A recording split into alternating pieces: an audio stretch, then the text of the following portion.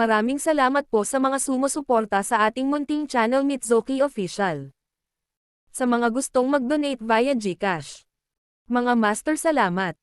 Paki-like, share and subscribe. Maraming salamat and God bless. Kabanata 2211. Para maisuot ng isa ang korona, kailangan ding pasanin ng isa ang bigat nito. Napatingin si Athena sa tahimik na bathala ng kanyang sarili na nakaupo sa trono. Determinado ang hitsura ng kanyang mukha, ngunit sa ilalim nito ay may bakas din ng kalungkutan. Sa wakas, ipinikit ni Athena ang kanyang mga mata, at ang mga kristal na patak ng luha ay dumausdad sa kanyang mga tainga. Dahan-dahan niyang inilagay ang korona sa kanyang ulo. Whoosh! Isang pag-alo ng banal na kapangyarihan ang damaloy sa hangin. Nagmamadali itong lumabas mula sa katawan ni Athena sa trono, at kasama ang korona sa kanyang ulo bilang daluyan, ang kapangyarihan ay pumasok sa kanyang kasalukuyang katawan.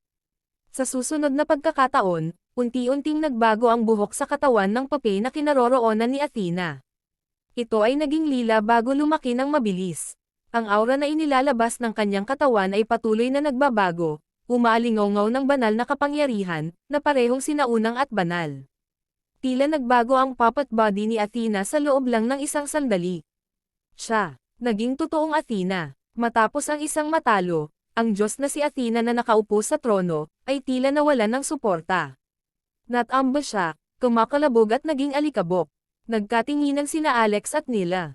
Naunawaan na nila ngayon kung bakit lumuha si Athena bago ito, kinakatawan nito ang pagbagsak ng Diyos na si Athena.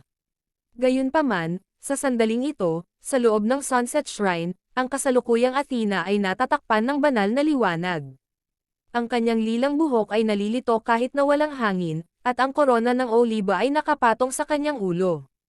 Hindi ba ito ang simula ng isa pang maluwalhating panahon? Yumuko si Athena at pinulot ang gintong kalasag na nahulog sa gilid, pati na rin ang ilang metrong taas ng cetro. Siya na ngayon ang Athena na muling isinilang. Nakatuon sa oras, pinahintulutan sa pamamagitan ng kamatayan. Mga Diyos, gabayan mo ako sa bukang liwayway ng tagumpay. Gumising, aking mga kabalyero. Itinaas niya sa hangin ang gintong cetro, at ang lugar ay naligo sa nakasisilaw, banal na liwanag, at ang layunin ng labanan sa hangin ay napakalaki. Biglang, dalawang sinag ng puting liwanag ang nag-intertwined at bumaril patungo kina Alex at Nila. Nagulat silang dalawa at subconsciously sinubukang iwasan ito. Gayunpaman, ito ay masyadong mabilis. Parehong naramdaman ang pagdagsa ng banal na kapangyarihan na bumabalot sa kanilang mga katawan. Ito ay nadama na banal. Malumanay ang pakiramdam nito. Ngunit, napuno din ito ng layunin ng pakikipaglaban, maayos ngunit makapangyarihan. Ano? Malakas na bulalas ni Nila nang lumitaw ang mga suson ng berde at gintong kaliskis sa ibabaw ng kanyang katawan na puno ng kapangyarihan. Sa sumunod na segundo, may mas mahiwagang nangyari. Direkta siyang nag-transform sa kanyang orihinal na katawan. May pares ng gintong pakpak sa kanyang katawan. Sa nakakasilaw na puting liwanag na sumisikat sa paligid nito, napakaganda nito. Ano ito? Gulat na napatingin si Alex kay Nila. Gayunpaman, hindi nagtagal ay natuklasan niya na isang pares ng gininto ang pakpak ang umusbong sa kanyang katawan. At mula sa pares ng pakpak na ito, naramdaman niya na nagising siya ng kakaibang kapangyarihan.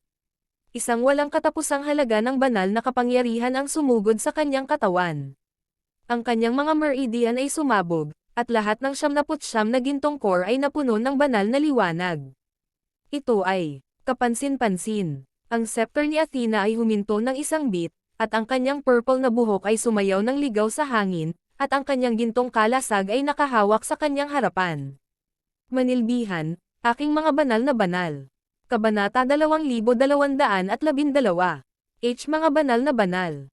Nanginginig ang mga mata ni Alex. Bakit parang pamilyar ang pangalan? Hindi ba iyon nangangahulugan na ang partikular na Japanese anime ay inangkop mula sa aktwal na mga kaganapan? Kilala kaya ng may akda ng mga anime na iyon si Athena. Ngunit pagkatapos niyang isipin ito, natukoy niyang imposible. Ang Athena na nakatayo sa harapan niya. Sino ang nakakaalam kung ilang taon na siya sa Infernal Realm? Gayunpaman, sa ngayon, ang bronze na pinto ay mahigpit pa ring nakasara, at ang mga papel na immortal na pinamumunuan ni Faceless ay hindi makalusot sa depensa ng pinto. Walang tao sa loob ng Sunset Shrine, kaya ano ang silbi ni Athena na humiling sa kanila na singilin? Nagkatinginan sina Alex at Nila at naghinala na ang bagong Athena na ito ay naiimpluwensyahan pa rin ng kanyang orihinal na katawan ng Diyos at marahil ang kanyang bahagyang pira-pirasong alaala ay naipit sa kanyang lumang katawan. Nila, totoo bang mga pakpak iyon? Mayroong tunay na texture dito. Hindi ito purong ginto, tama ba? Ang ginto ay napakamahal ngayon, at narinig ko na ang presyo nito ay tumaas sa pinakamataas na record. Mayroon kaming 2 gintong pakpak. Kung puputulan natin ito at ibebenta ng libra, makakakuha tayo ng magandang presyo. Napatingin din si Nila sa mga pakpak ni Alex. Panginoon ko, ang mga pakpak na ito ay kumikiliti, at sila ay kakaiba. Parang tumatatak sila sa katawan ko kahit papaano, and it feels amazing. Ang pagbebenta ng mga pakpak na ito ng libra ay isang pag-aaksaya lamang. Bam! Bumagsak sa lupa ang napakalaking kalasag ni Athena. Nawalan siya ng masabi. Ang 2 ito, sila ba ang hindi magtiis sa harap ng labanan? Kung iyon ang kaso, kung gayon ito ay magiging isang malaking dahilan para sa pag-aalala. Gayunpaman, ang battle song ay kinanta na. Ang nagniningning na kaluwalhatian ay bumaba sa lupa.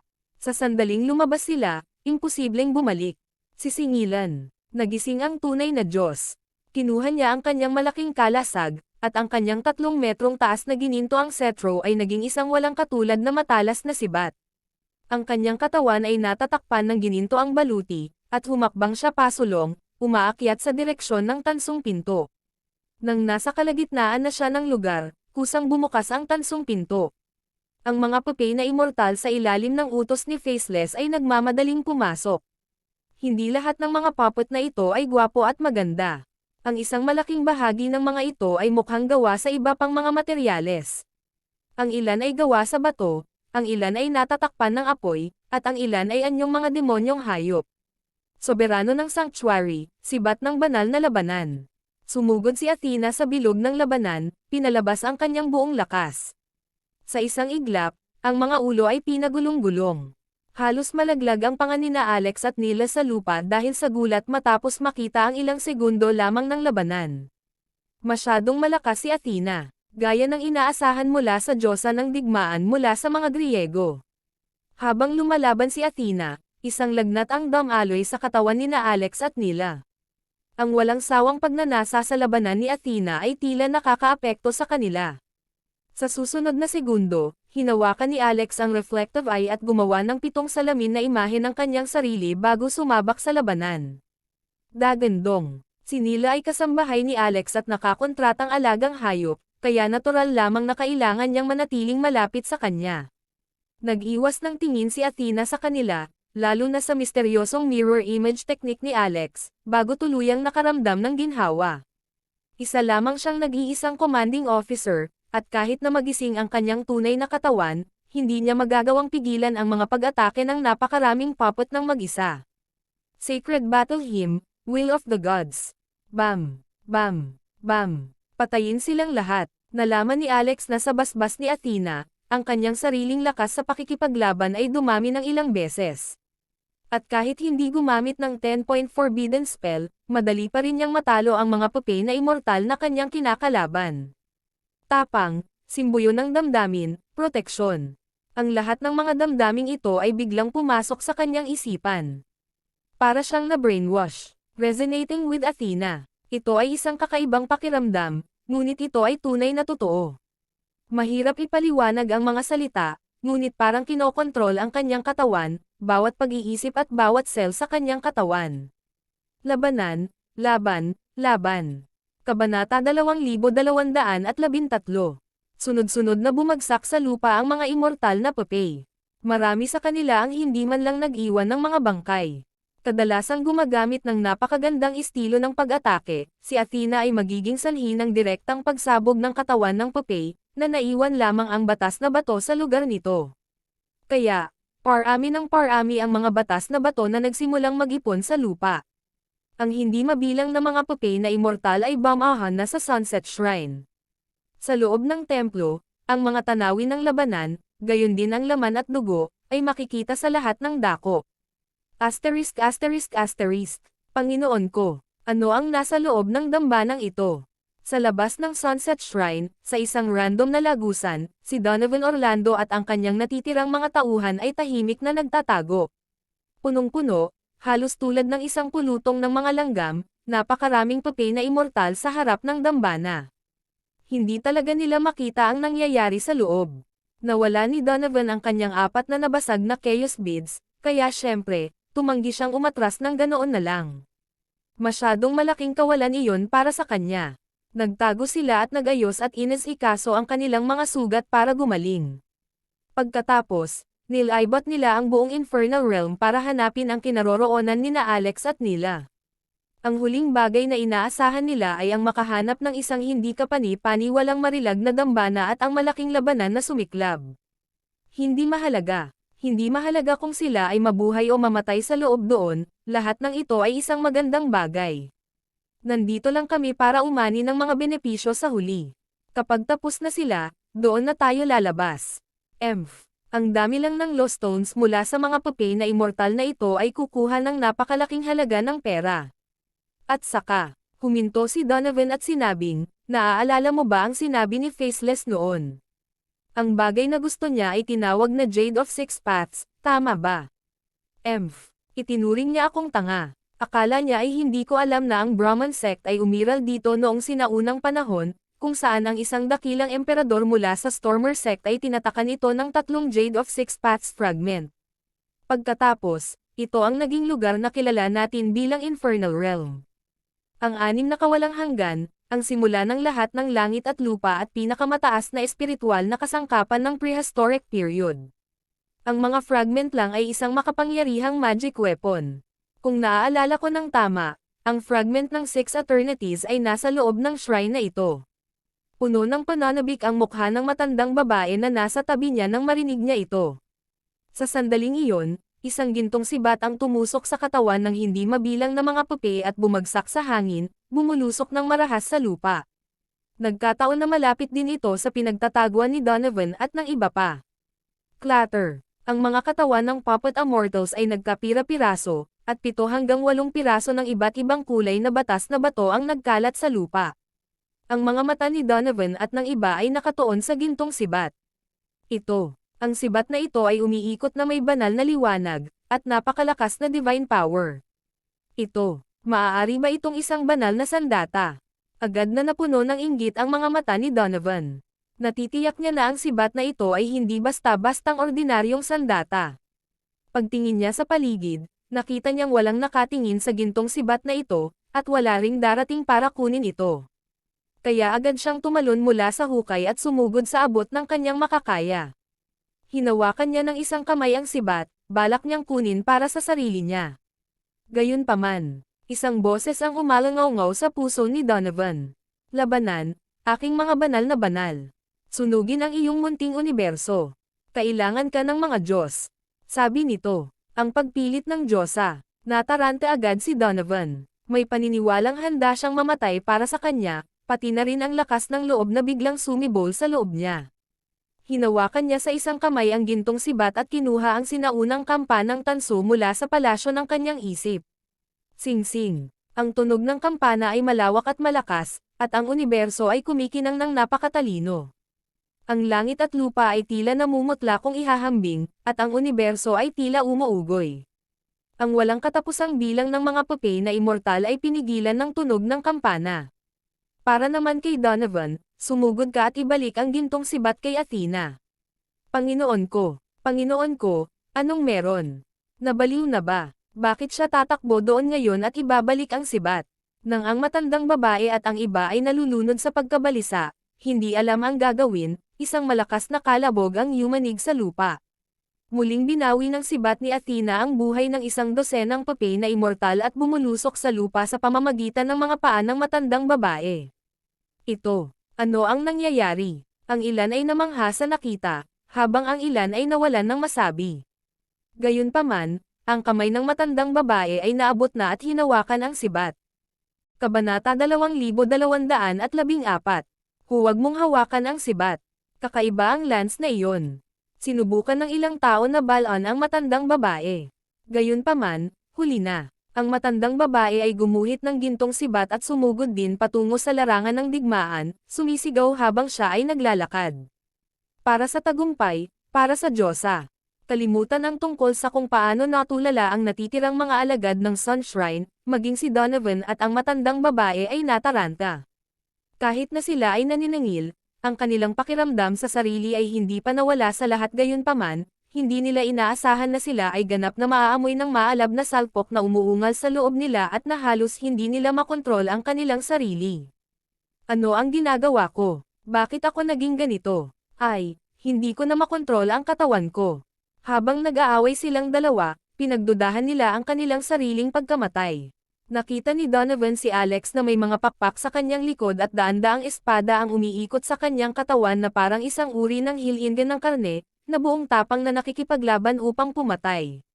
Nakita pa niya ang mga basag-basag na chaos beads na pumapasok at lumabas sa ibabaw ng kanyang katawan. Nagbigay ito kay Alex ng walang katapusang lakas sa pakikipaglaban.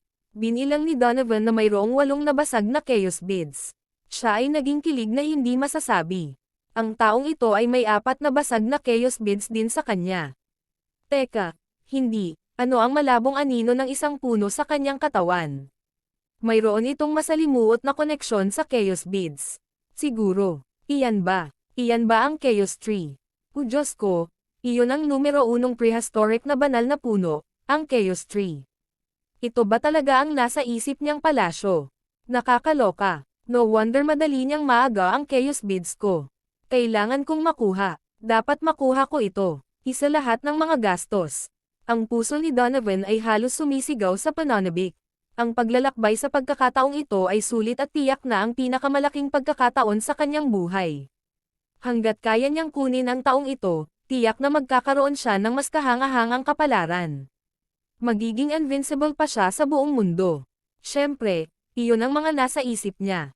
Gayunpaman, hindi makontrol ni Donovan ang kanyang nakikipaglaban na batang lalaki habang hawak niya ang Chaos Bell sa kanyang mga kamay, desperadong pinapatay ang lahat sa kanyang landas.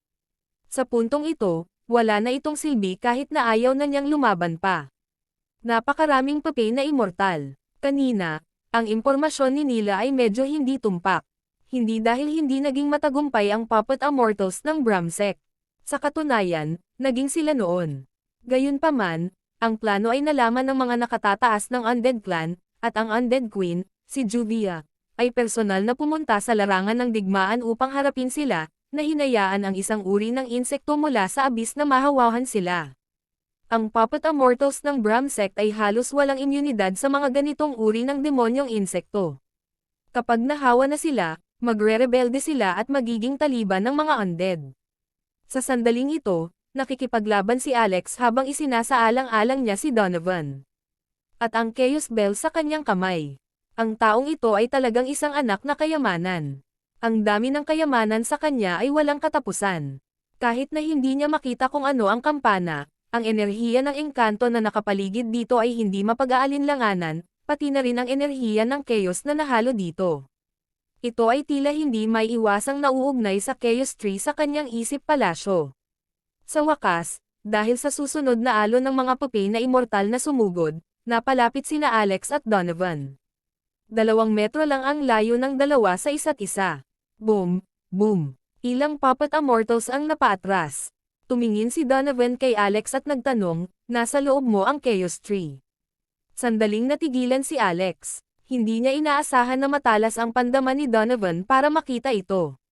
Sa katunayan, ito ay posible lamang dahil sa Chaos Bell sa kamay ni Donovan. Hindi ito alam ni Alex sa oras na ito. Sa sandaling ito, nahihirapan si Donovan na kontrolin ang Chaos Bell dahil naramdaman nito ang presensya ng Chaos Tree at gusto nitong lapitan. Naningkit ang mga mata ni Alex, at natawa siya. Not bad, iyong kampana mo. Gusto mo rin bang ibigay sa akin? May death wish ka. Lumakas ang puot sa puso ni Donovan. Hindi pa naibabalik ni Alex sa kanya ang 4 na basag na Chaos Beads. Gusto niya talagang gamitin ang Chaos Bell sa kanyang mga kamay para durugan si Alex hanggang mamatay, ngunit napakalakas ng paniniwala ng Diyosa mula kay Athena. Ang pinilit niya ay hindi ang puso ng tao kundi ang pag-uugali at galaw ng isang tao. Kaya, maaari lamang tunguhin ni Donovan ang Chaos Bell sa ibang lugar sa huli. Ding, ding, ding. Tuloy-tuloy na bumagsak ang Lost Stones. Paminsan-minsan ay winawagayway ni Alex ang kanyang kamay at kumukuha ng isang piraso. Kabanata 2215. Ang lakas ng pakikipaglaban ni Athena ay, walang alinlangan, ang pinakamalakas doon. Ang gininto ang sibat, ang hindi magagapi na Cetro na magbabago paminsan-minsan, ay nagbitaw ng mga inkantasyon. Siya ay isang dual practitioner ng martial arts. Umalis, biglang tumakbo pabalik si Athena mula sa bilog ng labanan, ang kanyang gintong baluti ay puno ng dugo. Hindi naman masyadong malayo si Nila kay Alex, at pansamantala niyang binago ang kanyang anyo at tumabi sa kanya. Hindi pa lubusang natalo ang kalaban. Bakit tayo Atres? Tanong ni Alex. Bagamat mukhang mahirap ang laban ay, sa katunayan, napakadali. Pakiramdam niya ay mapapawi na nila ang mga immortal na pupe sa loob ng 1 o 2 oras. Napabuntong hininga si Athena, mababaw ang paghinga. Nakakawala ito. Sa sandaling lumabas ang mga salita sa kanyang bibig, ang mga banal na balahibo kina Alex at Nila ay biglang naglaho, na parang bula ng sabon na sumabog. Ang tuloy-tuloy na daloy ng tapang, lakas, at banal na kapangyarihan na naghugas sa kanilang mga nerbiyos ay umatras din na parang baha. Sa pagtingin sa hukbo ng mga puppet na patuloy na bumubuhos, pinakawalan ni Alex ang kanyang lumilipad na mga espada sa isang pormasayon, umiikot pasulong upang putulin ang mga ito. Sa kasamaang palad, nang walang lakas ng kapangyarihan mula kay Athena, nalaman niya na ang kanyang kapangyarihan sa pagpatay ay nabawasan ng husto. Bago ito, isang hiwa mula sa kanyang espada ay sapat na upang putulin sila, ngunit ngayon ay hindi na ito mapuputol. Sa puntong ito lamang niya napagtanto ang isang bagay. Ang mga pupe na immortal na nakatagpo nila ni Nila noon ay mas malakas kaysa sa mga kasalukuyan. Bago ito, maaari pa rin silang putulin ni Alex gamit ang mga maliliit na trick na ginamit niya, ngunit ngayon ay mas mahirap gawin ito. Ang sitwasyon ay nagbago. Naiwan ngayon si Alex sa isang delikadong posisyon. Sa kritikal na sandaling ito, sumugod si Nila. Nag-transform siya sa kanyang dragon form at ginamit ang kanyang higanteng katawan para itulak pabalik ang kalaban. Dagandong. Nagpakawala siya ng malakas na dagandong ng dragon na yumanig sa lupa. Pagkatapos, sumugod siya pabalik sa katawan ni Alex. Katulad ng dati, siya ay naging dragon armor na nagpoprotekta kay Alex. This time, iba na. Ramdam ni Alex na hindi ito kasing simple ni Nila na kumukulot lang para takpan ang kanyang katawan. Ito ay halos isang pagsasanib. Ang kanyang puso ay naglabas ng isang dumadagandong na tunog. May isang lumang kasabihan na ang dalawang puso ay tumibok bilang isa, ang mismong sitwasyon ngayon. Pansamantalang nagsanib ang mga puso ni Nila at Alex.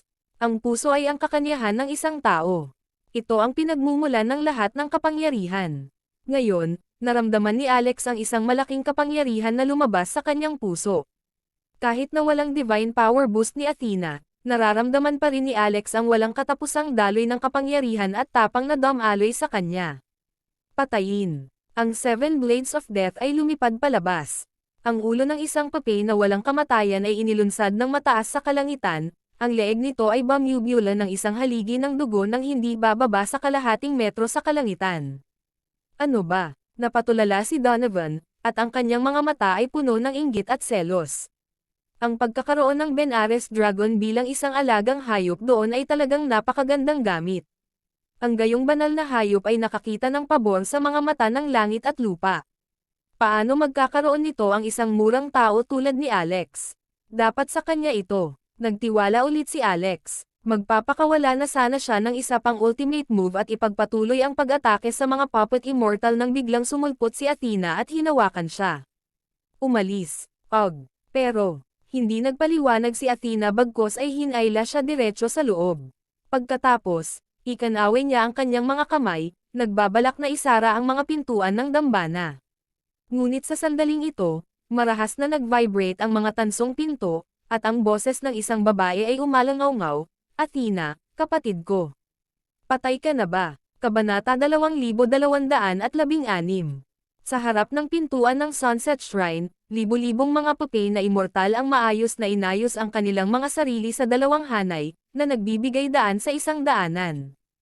Ang lupa, magulo at puno ng dugo at mga bangkay, kabilang ang lost stone sa lahat ng paraan, ay naalis ng isang mahiwagang kapangyarihan upang lumikha ng isang walang bahid na landas. Isang babaeng nakasuot ng manipis na asol na sando ang pumasok na nakatapak. Siya ay may isang matangkad at pait na figure, at ang kanyang malaulap na gininto ang buhok ay malumanay na lumutang sa hangin. Ang kanyang balat ay parang nyebe, ang kanyang katawan ay kaaya-aya, at ang kanyang dalawang mahaba, tuwid na mga binti ng jade ay walang katulad na kaakit-akit sa ilalim ng manipis na saplot. Ang asol na tul na palda ay nahahati sa isang mahabang hiwa sa bilis ng kanyang paglalakad. Ang kanyang mahahabang kumikinang na puting mga binti ay ganap na nakalantad mula sa mga daliri sa paa hanggang sa mga hita. Napakaganda ng imahe na nagdulot ng palpitation sa puso. Sa kasalukuyan, si Athena ay itinuturing na pinakamaganda sa kanyang henerasyon. Ngunit kumpara sa isang ito na pumasok, mararamdaman ng isa na siya ay medyo hindi kaakit-akit. Marahil, itong si Athena ay bagong panganak, habang ang laman ay isang babaeng pupe na walang kamatayan. Gayunpaman, ang pinakakapansin-pansing bahagi ng babaeng ito na nakaasol ay ang kanyang paligid, kung saan ang isang pilak, gasuklay na buwan ay nasuspine sa himpapawid. Nagdulot ito sa kanya ng pagkinang ng isang banal na aura na hindi sa mundong ito. Napakaganda. Pakiramdam ko ay natagpuan ko na ang tunay na pag-ibig. Donovan murmured, ganap na nakakalimutan ang kasalukuyang sitwasyon. Nawala ang mga hallucinations sa kanyang isipan, at ang kanyang mga mata ay nagbigay ng nakamamatay na titig sa bisita. Hindi siya kumikibo. Ganoon ba? Dahan-daang sinulyapan ng babaeng pumasok si Donovan at casual siyang sinampal. Isang malakas na tunog ang maririnig. Tinamaan nito ang Chaos Bell ni Donovan. Bagamat hinaranggan ng Chaos Bell ang suntok ng babae, ang lumalakas na banal na kapangyarihan, tulad ng tsunami, ay tumagos sa katawan ni Donovan, na nagpalipad sa kanya ng mataas. Malakas siyang bumangga sa isa sa mga malalaking haligi ng Sunset Shrine. Ang haliging iyon, nakakagulat, ay naputol ang lahat ng epekto. Ang makapal, halos 3 o 4 na metro ang diametro, ay naputol mula sa gitna at nabasag. Kahit sa tuktok ng dambanang ito, bumabagsak ang mga sirang bato. Isang butas ang nabuksan sa itaas. Inangat ng babae ang ulo para makita. Ate, ang iyong sirang templo ay tila babagsak. Humajijek siya. Naglakas loob ka pa ring manirahan sa gayong templo. Baka isang araw ay gumuho ito. O kung hindi, maaari mo munang ibigay ang templong ito sa akin. Mas magaling ako sa pag-aayos nito. Tutulungan kitang ayusin. Si Athena ay tila wala ng lakas. Sa paglabas ng mga channel ng divine power, marahil ang pisikal na katawan niya ay nahihirapang labanan ang orihinal na divine power ni Athena. Parang hindi na kayang suportahan ng katawan niya. Nahihirapan siyang gamitin ang cetro para sa suporta. Ngunit, pilit niyang tiniis ang ekspresyon ng kanyang mukha. Hindi, kakayanin ko ang ilang maliliit na problema. Gayunpaman, nakita ni Alex na nahulog sa gilid ang Chaos Bell ni Donovan.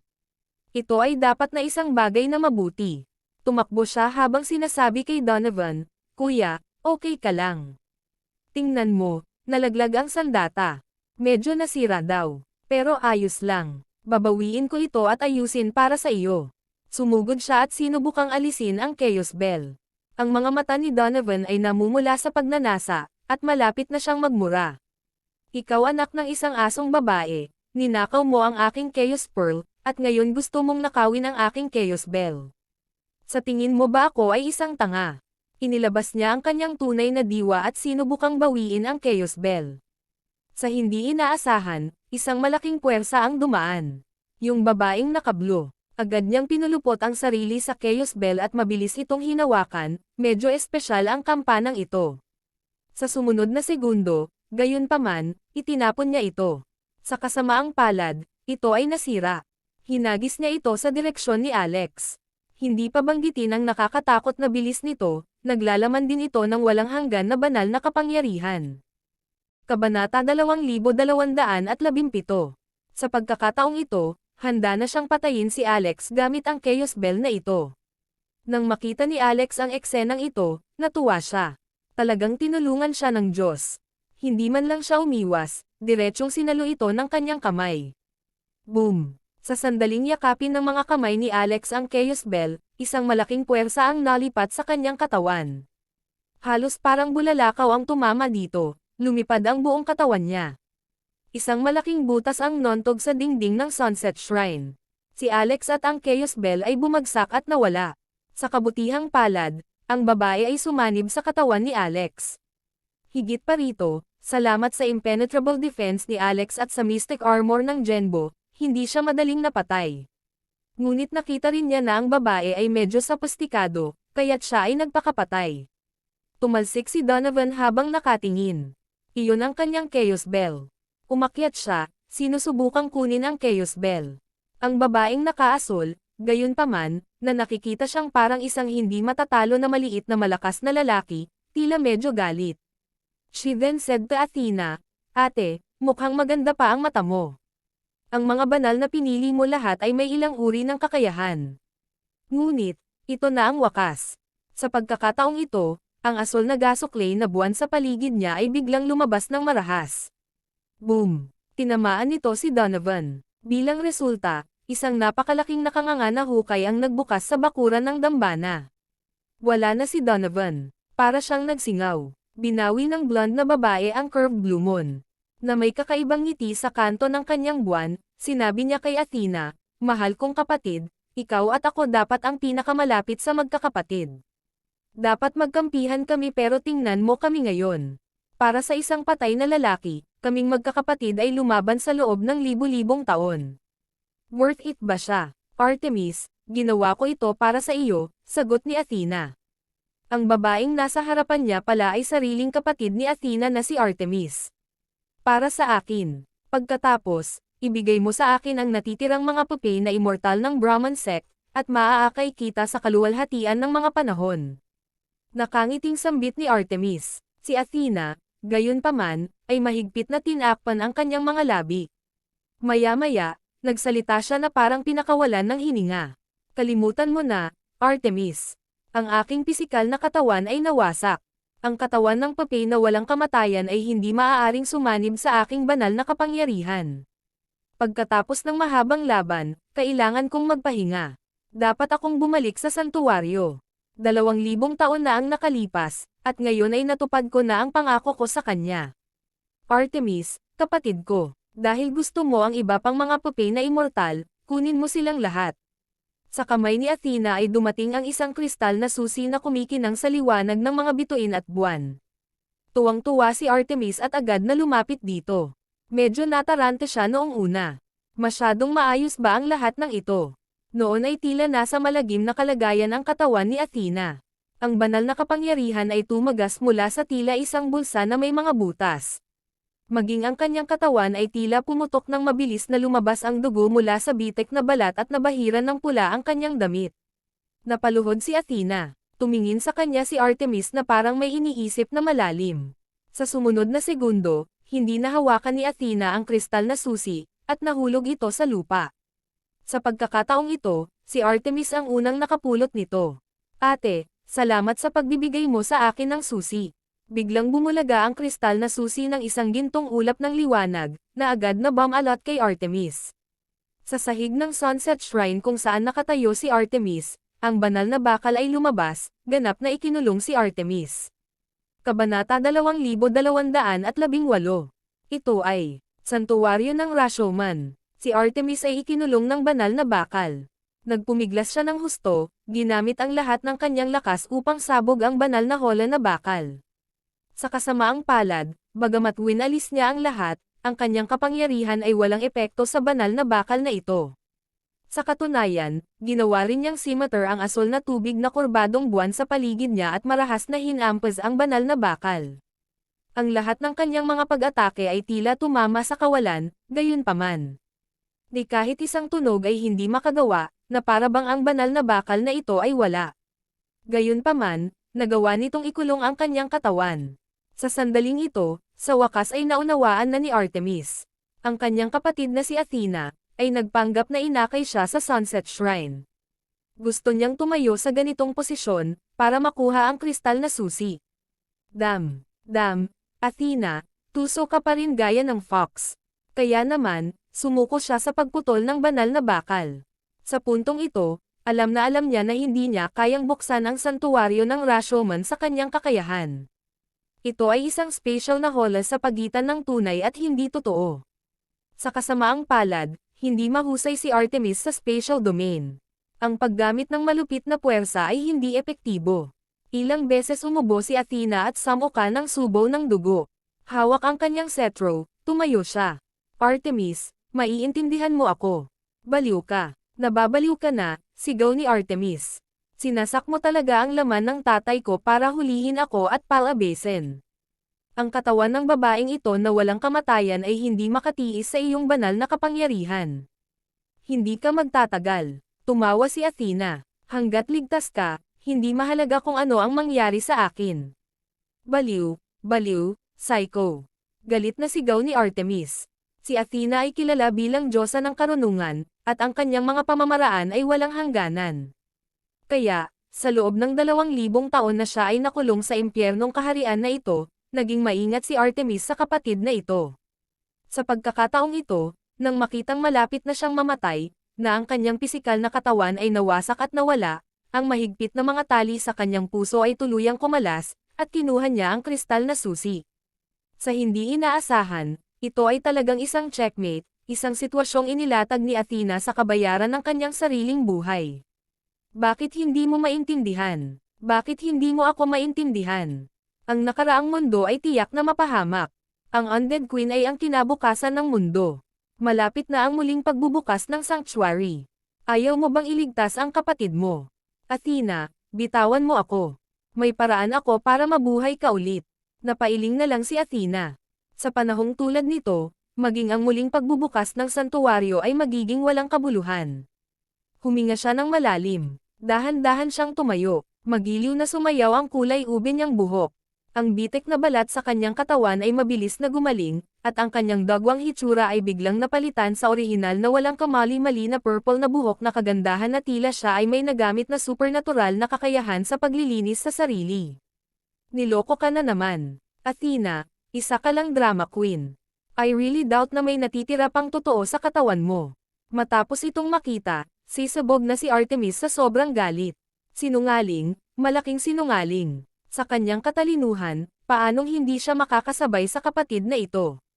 Kasuklam-suklam, masyadong kasuklam-suklam. Natatawang itinaas ni Athena ang gintong cetro sa kanyang kamay. Isang alon ng gininto ang banal na kapangyarihan ang lumabas, at ibinuka niya ang kanyang bibig, sumisigaw, bumalik ka sa aking sagradong lupa. Sa labas ng dambana ay si Alex, na naglalaro na patay. Matagal na niyang dinala ang Chaos Bell sa palasyo ng pag-iisip, o sa halip, ang Chaos Bell ay nabigo na makatiis sa tukso ng Chaos Tree. Pagkatapos ay tumakbo ito palayo sa mismong palasyo ng isip. Tulad ng para sa koneksyon ng kaluluwa sa pagitan ng Donovan at ng Chaos Bell, automatiko itong naputol. Ano? Bilang isang magic weapon, paano mapuputol ang koneksyon sa master ng mag-isa? Hindi ba ito isang paghihimagsik? Ngunit, ang Chaos Bell ay isang napakalakas na pag-iral na may kamalayan sa sarili. At tama si Artemis tungkol sa isang bagay, nasira nga ang Chaos Bell. Mayroong ilang mga bitek dito, at hindi lamang ito ngayon ay hindi gaanong epektibo, ngunit ang haba ng buhay nito ay nabigo din. Kabanata 2219. Ito ay Santuwaryo ng Rashomon. Si Artemis ay ikinulong ng banal na bakal. Nagpumiglas siya ng husto, ginamit ang lahat ng kanyang lakas upang sabog ang banal na hola na bakal. Sa kasamaang palad, bagamat winalis niya ang lahat, ang kanyang kapangyarihan ay walang epekto sa banal na bakal na ito. Sa katunayan, ginawa rin niyang scimitar ang asol na tubig na kurbadong buwan sa paligid niya at marahas na hinampas ang banal na bakal. Ang lahat ng kanyang mga pag-atake ay tila tumama sa kawalan, gayunpaman. Di kahit isang tunog ay hindi makagawa, na para bang ang banal na bakal na ito ay wala. Gayunpaman, nagawa nitong ikulong ang kanyang katawan. Sa sandaling ito, sa wakas ay naunawaan na ni Artemis. Ang kanyang kapatid na si Athena, ay nagpanggap na inakay siya sa Sunset Shrine. Gusto niyang tumayo sa ganitong posisyon, para makuha ang kristal na susi. Athena, Tuso ka pa rin gaya ng fox. Kaya naman, sumuko siya sa pagputol ng banal na bakal. Sa puntong ito, alam niya na hindi niya kayang buksan ang santuwaryo ng Rashomon sa kanyang kakayahan. Ito ay isang spatial na hola sa pagitan ng tunay at hindi totoo. Sa kasamaang palad, hindi mahusay si Artemis sa spatial domain. Ang paggamit ng malupit na puwersa ay hindi epektibo. Ilang beses umubo si Athena at samuka ng subo ng dugo. Hawak ang kanyang cetro, tumayo siya. Artemis, maiintindihan mo ako. Baliw ka. Nababaliw ka na, sigaw ni Artemis. Sinasak mo talaga ang laman ng tatay ko para hulihin ako at palabasin. Ang katawan ng babaeng ito na walang kamatayan ay hindi makatiis sa iyong banal na kapangyarihan. Hindi ka magtatagal. Tumawa si Athena. Hanggat ligtas ka, hindi mahalaga kung ano ang mangyari sa akin. Baliw, psycho. Galit na sigaw ni Artemis.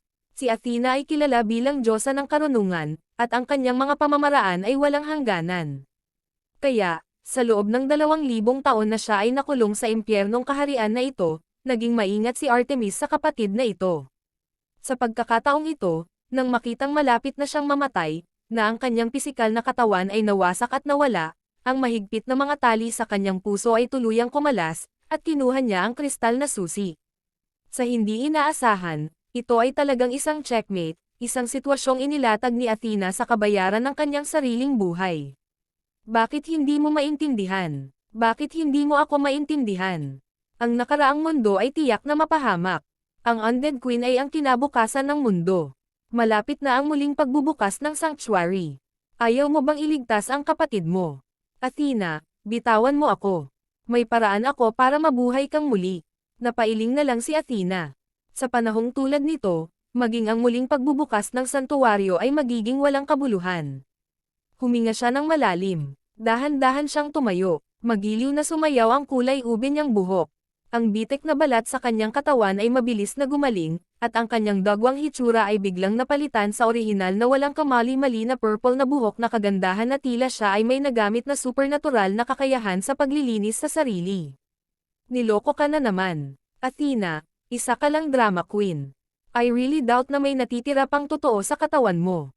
Matapos itong makita, sisabog na si Artemis sa sobrang galit. Sinungaling, malaking sinungaling. Sa kanyang katalinuhan, paanong hindi siya makakasabay sa kapatid na ito? Kasuklam-suklam, masyadong kasuklam-suklam. Natatawang itinaas ni Athena ang gintong cetro sa kanyang kamay. Isang alon ng gininto ang banal na kapangyarihan ang lumabas, at ibinuka niya ang kanyang bibig, sumisigaw, bumalik ka sa aking sagradong lupa. Sa labas ng dambana ay si Alex, na naglalaro na patay. Matagal na niyang dinala ang Chaos Bell sa palasyo ng pag-iisip, o sa halip, ang Chaos Bell ay nabigo na makatiis sa tukso ng Chaos Tree. Pagkatapos ay tumakbo ito palayo sa mismong palasyo ng isip. Tulad ng para sa koneksyon ng kaluluwa sa pagitan ng Donovan at ng Chaos Bell, automatiko itong naputol. Ano? Bilang isang magic weapon, paano mapuputol ang koneksyon sa master ng mag-isa? Hindi ba ito isang paghihimagsik? Ngunit, ang Chaos Bell ay isang napakalakas na pag-iral na may kamalayan sa sarili. At tama si Artemis tungkol sa isang bagay, nasira nga ang Chaos Bell. Mayroong ilang mga bitek dito, at hindi lamang ito ngayon ay hindi gaanong epektibo, ngunit ang haba ng buhay nito ay nabigo din. Kabanata 2220. Pupunta ako. Iyan ay isang mapang-akit na babae. Maging si Alex, isang lalaking dati sa magagandang babae, ay hindi makalaban sa pananabik na magnakaw ng ilang sulyap sa kanya. Gayunpaman, hindi nagtagal ay naakit siya ng iba pang mga imahe. Ang gininto ang porma sayon sa lupa ay mukhang hindi komplikado. Sa kakaibang enerhiya na hindi lamang pumatay sa lahat ng mga pupe na immortal sa loob ng maikling panahon, nakolekta din ito ang mga laman at dugo ng mga pupe na immortal na ito. Ang enerhiya na nakapaloob sa loob ay muling nagpuno sa diagram ng pagbuo sa loob ng santuwaryo ng Rashomon. Nakakamatay chi. Damang-dama ni Alex ang isang napakasamang sangkap sa loob ng mga enerhiyang ito. Bago ito, kapag ito ay nakakabit sa katawan ng pupe na walang kamatayan, ito ay hindi masyadong maliwanag. Sa ilalim ng epekto ng pagbuo ni Athena, gayunpaman, Ang mga sangkap na ito ay pinaghiwalay at dinalisay ng orihinal, at ipinakita nito ang kalikasan nito. Biglang naalala ni Alex na sinabi ni Athena na ang mga immortal ng papay ng Brahman sect ay nahawahan ng ilang uri ng demonyong uod ng Undead Clan, kaya ang masamang nakamamatay na chi na ito ay malamang na nagmumula sa loob nitong Abyssal Demon Bugs. Ito ay isang sangkap na ilang beses na mas malakas kaysa sa nakamamatay na chi ng Undead Clan. Abyssal Demon Bugs mula sa kailaliman. Anong uri ng nakakatakot na lugar ang maaaring maging abyss na ito? Hindi naglakas loob na isipin ni Alex. Sa sandaling ito, siya at si Donovan ay parang mga puppet sa mga kwerdas, na kinokontrol ni Athena, muling pumasok sa dambana at lumapit sa gilid ng pormasayon. Hindi nagsalita si Athena with just an intention, sabay na inabot ni Alex at Donovan ang kanilang mga kamay. Pagkatapos nito, kinuha ni Athena ang kanyang cetro at gintong kalasag at itinapon ang mga ito. Nakuha ni Alex ang cetro, habang si Donovan ang nakakuha ng kalasag. Artemis, na-brainwash ka ng undead. Sa iyong kaluluwa, mayroon ng tatak ng Undead Queen, at ikaw ay naging tagasunod niya. Ang gagawin ko ngayon ay dalisayan ka para maipanganak kang muli at mabawi ang iyong kalayaan. Umalangaw-ngaw ang boses ni Athena. Tumingin siya kay Alex at Donovan. Susunod, aasa ako sa iyo, aking mga mandirigma. Napuno ng kalungkutan ang puso ni Alex. Siya ngayon ay ganap na nataranta. Ang gintong cetro na ito ay kakaiba ang taas, posibleng mahigit 3 metro ang taas. Ito ay mabigat, at nang hawakan niya ito sa kanyang kamay, naramdaman niya ang napakalaking banal na kapangyarihang bumabarena patungo sa kanyang katawan, na nagpalakas sa kanya. Gayunpaman, ito ay hindi sa kanyang sariling gawa. Siya ay ganap na naging instrumento ni Athena. Ang gintong cetro, at ang malaking gininto ang kalasag, ay sabay na isinaaktibo. 2 gintong ilaw ang sumikat sa kulungan ng Rashomon. Nanginig ang katawan ni Artemis, at agad siyang nagpakawala ng malungkot na sigaw. Wow! Sa likod ni Athena, lumitaw ang isang pares ng napakalinis na puting malalaking balahibo na pakpak. Isang banal na puting liwanag ang bumalot sa kanila at sa wakas ay naging hindi mabilang na puting liwanag na anino, libo-libo sa kanila, tulad ng liwanag ng espada, ang bumaril kay Artemis. Nakatuon sa oras, pinahintulutan ng kamatayan. Ako, para sa isa, ay hindi kailanman mabubulok sa kailaliman. Iyon ang huling sigaw ni Artemis. Marahas siyang nagpumiglas, halos magkapira-piraso ang manipis niyang asol na sando. Ang kanyang perpektong katawan ay naging mas kaakit-akit, ngunit sa ibabaw, isang bagay na masama at puno ng kamatayan ang lumabas. Ito ay ang Abyssal Demon Bugs. Isa itong siksik na grupo ng Abyssal Demon Bugs. Para silang abo ng mga patay. Kung sinabi ng isa na si Artemis ay napuno ng pang-aakit ng isang babae, isang pambihirang hiyas ng isang nakamamanghang kagandahan na naging dahilan upang ang puso ng isang tao ay gumawa ng matinding pagnanais na angkinan, ngayon lang siya nagbangon ng nakakatakot na pakiramdam ng takot. Ang isang trypophobot na tao ay tiyak na hindi makatiis. Hindi nagawang kumbansihin ni Artemis si Athena na magbago ng isip. Sa wakas ay inilagay niya ang kanyang mga mata kay Alex at Donovan. Payag ba talaga kayong gamitin ni Athena?